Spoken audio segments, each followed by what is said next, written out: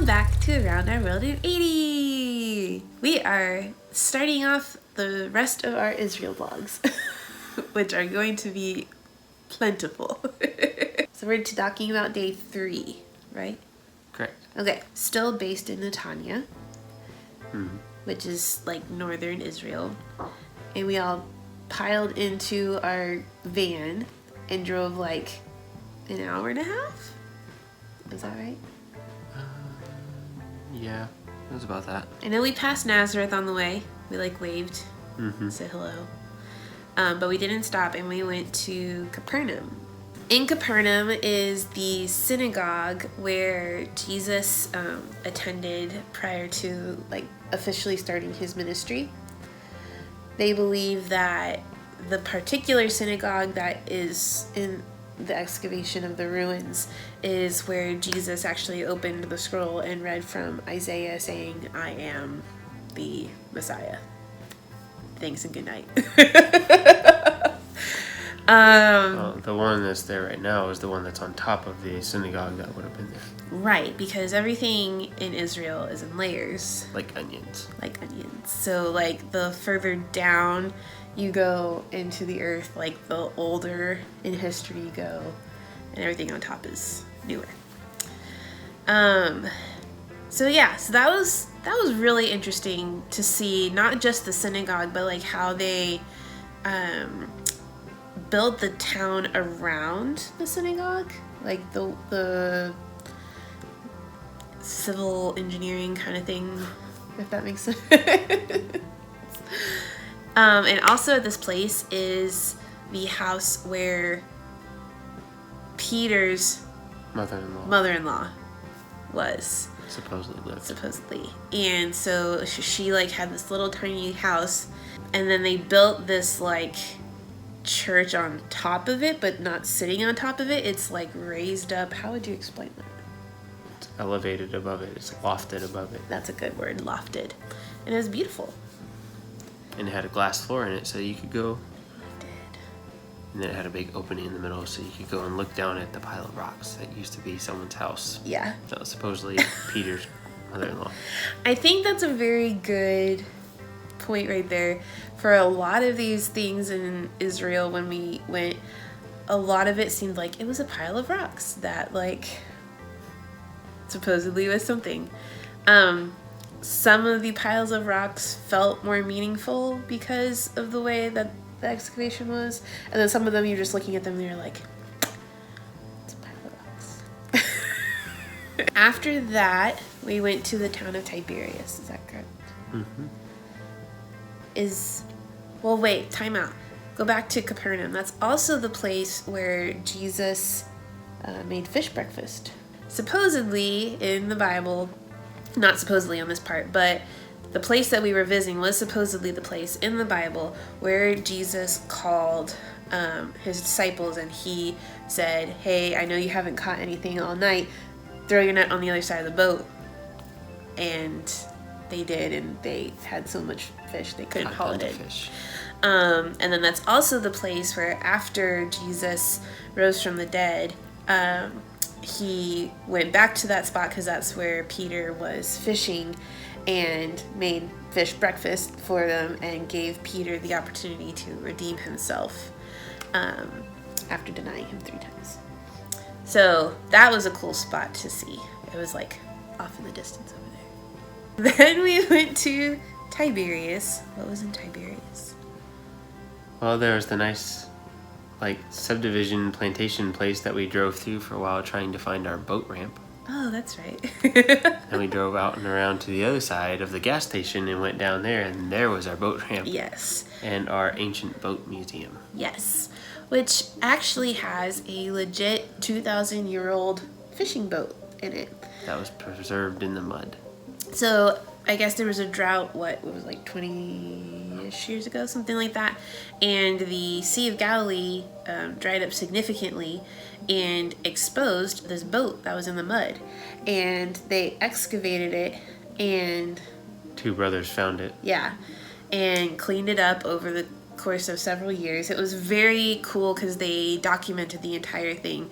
So they had a video showing how they surrounded in like Well, they had to foam work against the tide. clock because the tide was coming in and it was going to bury the mud flat. Yeah. And so they had to dig it out, but as soon as you would expose something, it would instantly start rotting and would start falling apart. Yeah. And so what they ended up doing was, as they dug down, they encased the whole thing in expanding spray foam, basically, and then made it basically a mold of it, and then injected the whole thing with a polyurethane mixture of some kind. And it was Or some specifically plastic. like a preservative And type thing. it basically turned everything into a petrified plastic wood almost. Yeah. So that it didn't rot away anymore.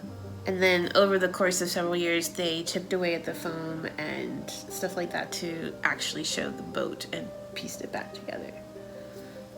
It was a long time. Long time. So that particular boat is on display, and they were talking about how it is 2,000 years old. So it could be a type of boat that Jesus would have been on any one of his ministry outings. Yeah. That was really, really cool. And then we got on a boat. It was not 2,000 years old. So we walked out to the dock, and there's lots of places that like do the Sea of Galilee like boat tour, and they're big boats, and there's like 100 people per tour, and so there's lots of people going on and off this dock. And we went all the way down, and we're like, okay, where's our boat? Well, there was a big boat there that said King David on it. And we're like, oh, we're on the King David boat tour. So we walked in, we're like, oh, where's, and the captain's name is David. We're like, where's Captain David? And they're like, oh no, that's not this boat. We're like, well, where's the boat with Captain David? And he's like, oh, he's over there. And we turn around, there's a boat. Boat. Like, Oh dear. At first glance, it did not look as pretty as the big boats, but I was actually very excited about the tiny boat because it was just us. We had Captain David, and he took us out on the Sea of Galilee, took us anywhere we wanted to go. We basically ended up sitting in the middle, and he gave us like a panoramic tour of the entire Sea of Galilee. We got to stick our feet in. That was pretty awesome. And he basically stood on the boat, and he spread his arms out, and he goes, 2/3 of Jesus' ministry happened here. What else do you want to? And then he like pointed out like behind some of the mountains was like where Elijah did a lot of his stuff. He talked about a lot of the different farming aspects, and talked about how they could basically, if they needed to, feed like the entire Middle East because they produce that much have food. that much food and water. They also talked about the desalinization of the ocean water that they have, and how they, make it into drinkable water. And they specifically actually like dump it on top of the mountain so that it runs down the mountain and gets all of the nutritional value back into the water. They call it dead water versus living water. So that was pretty cool. He was very interesting to talk to. Then we were very hungry by that point. So we went to go eat. And my parents had been to this place with one of their other tour guides on a previous trip called the Docks. Is that correct? It was literally just called the Docks, I'm pretty darn sure.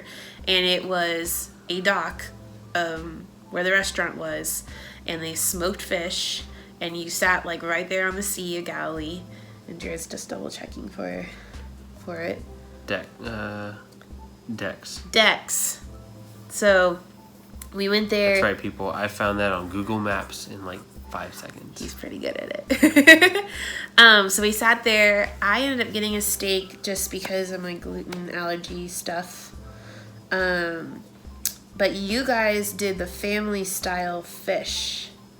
And it came out in this like King's fish.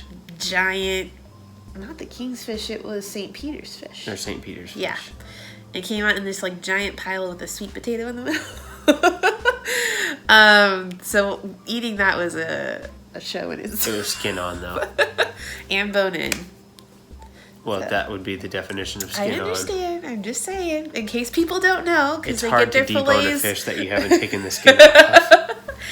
Hey, there's some people think that taco meat comes from the grocery store. Okay. Anyway, It's cute that you think the only thing they think about is taco meat. who doesn't love tacos? Anyway, So yeah, it was a very interesting process of eating the fish, but it was very good from what I hear. My meat was very good. Everything was smoked. Then we drove from there to the Church of the Beatitudes. There's a gorgeous garden on it, including fig trees. Everywhere. There's like figs just on the ground. If people hadn't been fig like harvest time, basically. Yeah. So all the figs were falling off the trees. Yeah. You were tempted to like try eating it off the ground, but there's like a million people there and we thought better of that. I thought it'd be interesting, but I didn't want to disrespect the place because I didn't know if you could do that or not, or if that would be Because there is a church. Rude. But there were plenty of other tourists that were of the Asian Persuasion. lineage that were just picking them up and like, ooh, souvenirs. I'm like, Yeah. yeah. But the gardens are beautiful there. The church was beautiful. The floor had this like really beautiful mosaic on it that I snuck a video of because it was beautiful.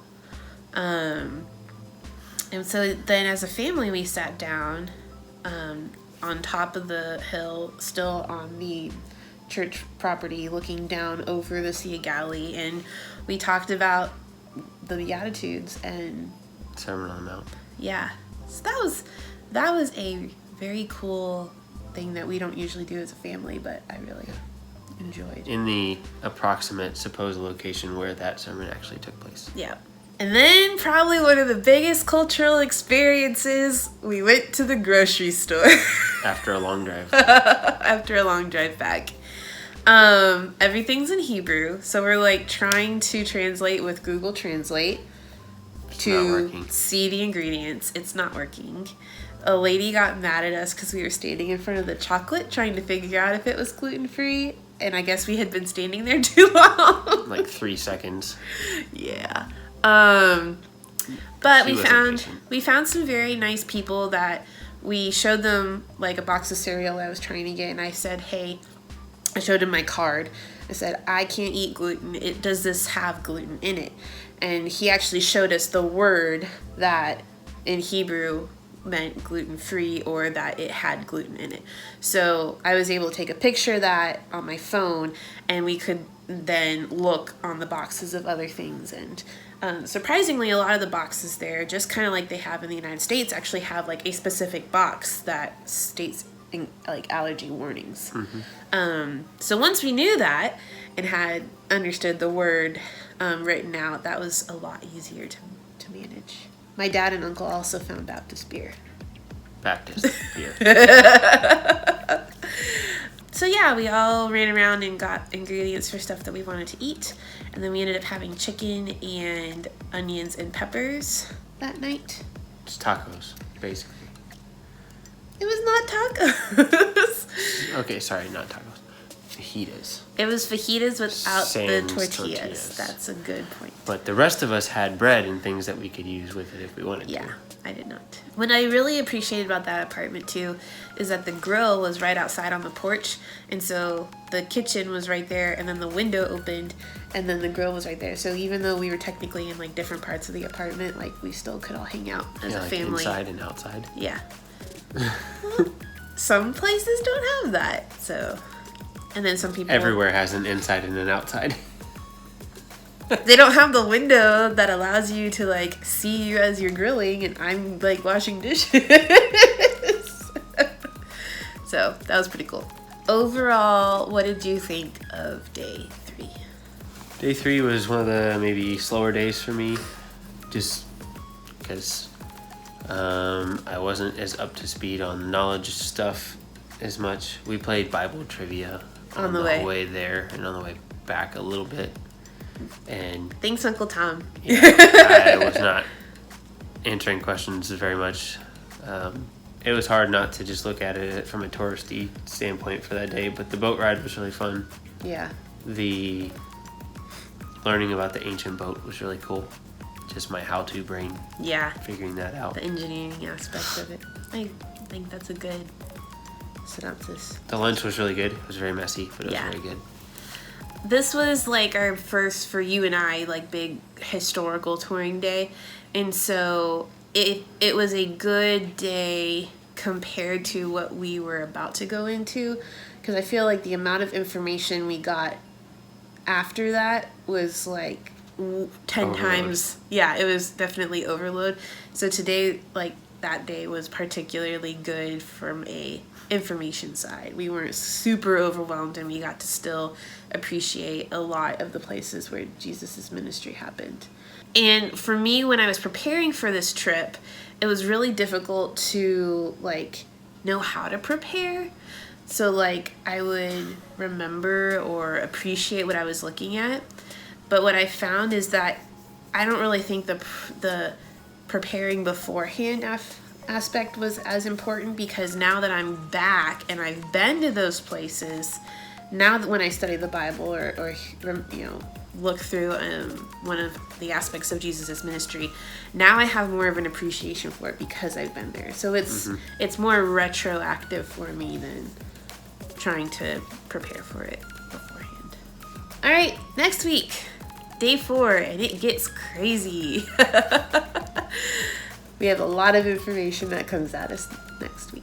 Knights Templar, castles, cliff diving, Tunnels. exotic food, tunnels, It's gonna Roman be hippodromes, and wine. and wine. Yummy. All right. Well, thank you guys for joining us, and we'll see you next week. Bye.